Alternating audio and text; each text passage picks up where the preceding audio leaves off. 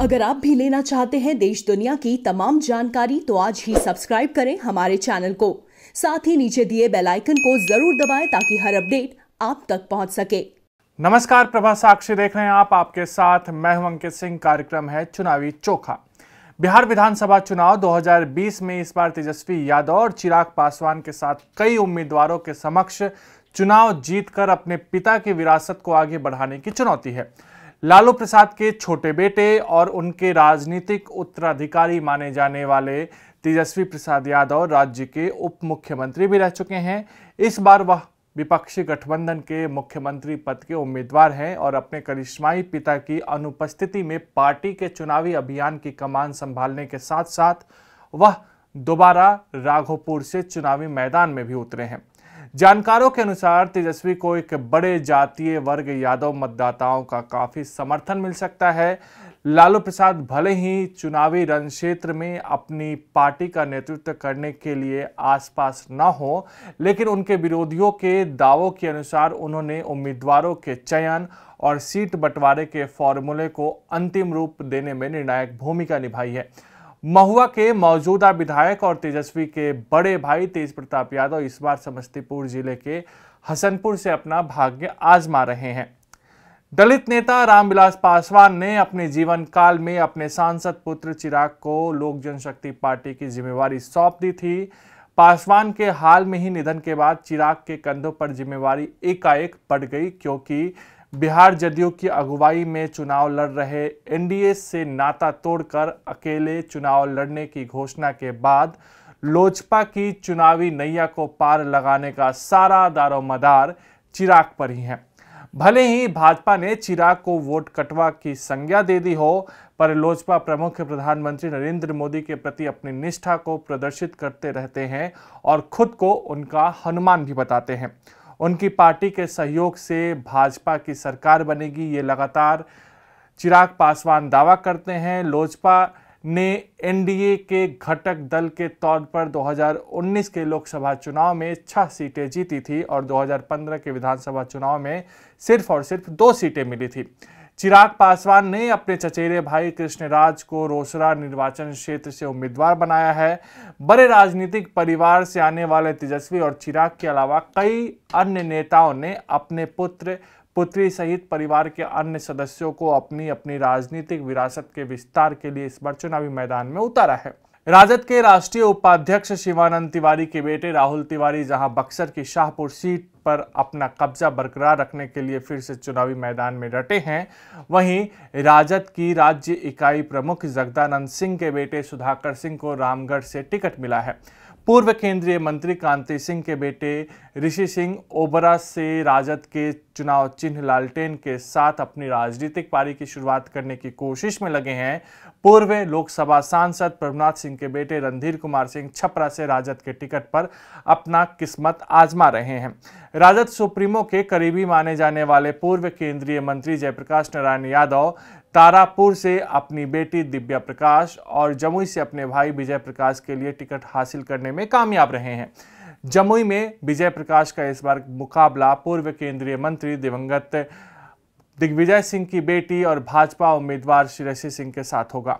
मुख्यमंत्री नीतीश कुमार ने बेटे निशांत सहित अपने परिवार को राजनीति से दूर रखा है, पर अपने करीबी नेताओं के बच्चों को जदयू से टिकट से पुरस्कृत जरूर किया है। पूर्व सांसद जगदीश शर्मा के बेटे राहुल कुमार जहानाबाद से इस बार चुनावी मैदान में हैं, जबकि मधेपुरा के मौजूदा विधायक महेंद्र कुमार मंडल के बेटे निखिल मंडल ने अपने पिता की जगह ली है। दिवंगत राज्य मंत्री कपिल देव कामत की पुत्र वधू मीना कामत बाबू बहरी सीट से जदयू की उम्मीदवार है। राजगीर सीट से सत्ताधारी दल ने हरियाणा के राज्यपाल सत्यनारायण आर्य के पुत्र कौशल किशोर को भी अपना उम्मीदवार बनाया है।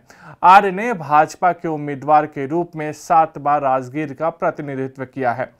भाजपा से केंद्रीय मंत्री अश्विनी कुमार चौबे अपने बेटे अरिजीत शाश्वत के लिए टिकट हासिल करने में नाकाम रहे, लेकिन भाजपा नेता दिवंगत नवीन किशोर प्रसाद सिन्हा के बेटे नितिन नवीन बांकीपुर सीट पर चौथी बार अपना कब्जा बरकरार रखने के लिए एक बार फिर से चुनावी मैदान में हैं।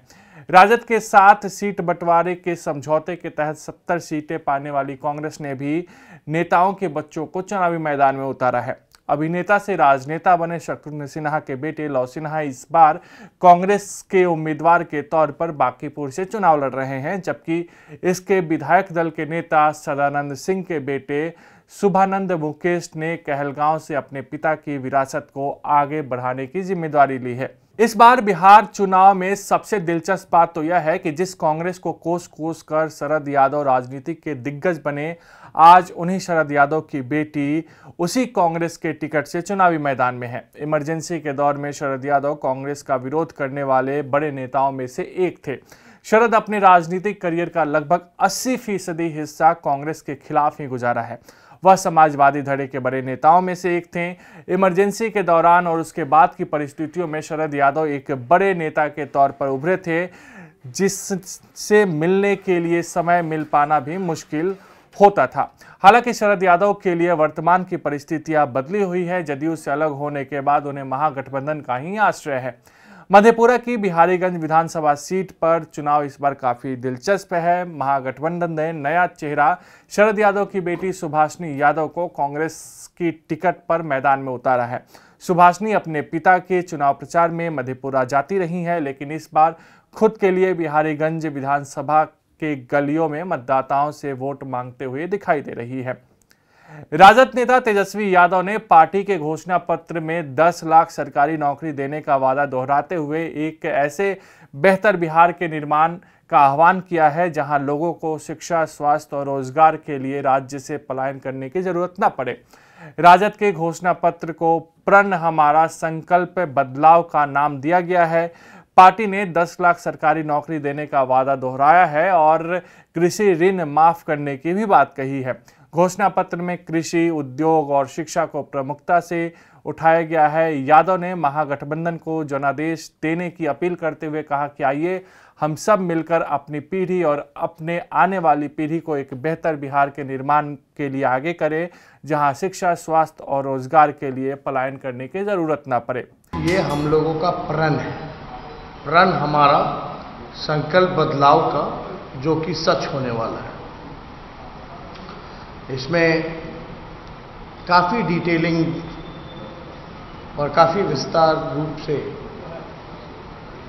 हर एक क्षेत्र को लेकर के हर एक चीज़ों का ध्यान रखने का काम किया है, जिससे हम वाकई में बिहार को खुशहाल, बेहतर, समृद्ध बना सकते हैं। और हमने मुद्दों की बात की है और पहले भी हमने कहा था, जैसे कि इन सभी विषयों में रोजगार, कृषि, उद्योग, शिक्षा, उच्च शिक्षा, रोजगार, महिला सशक्तिकरण और परिवार कल्याण, स्मार्ट गांव, खासतौर पे यहाँ स्मार्ट गांव का जिक्र किया गया है। स्वयं सहायता समूह के बारे में है, पंचायती राज संस्था के बारे में है, सामुदायिक विकास और गरीबी उन्मूलन के बारे में है, पशुपालन एवं मत्स्य पालन के बारे में है, स्वास्थ्य सेवाएं के बारे में है, सरकारी सेवा से जुड़े हुए मुद्दे हैं, बिहार की सांस्कृतिक विरासत और रचनात्मक उद्योग के बारे में इसमें है, खेल नीति हमारी क्या रहेगी इसमें विस्तार रूप से दिया गया है, आधारभूत संरचनात्मक विकास के बारे में इसमें जिक्र किया गया है, जलवायु परिवर्तन से संबंधित हमारी जो प्रतिबद्धताएं हैं, ये सारे लगभग जो है हर एक चीज़ों का प्रण हमारा संकल्प बदलाव का विस्तार रूप से हर एक चीज़ दिया गया। तो ये था आज का चुनावी चोखा कार्यक्रम। कल आपसे फिर मुलाकात होगी, तब तक के लिए दीजिए इजाजत। नमस्कार।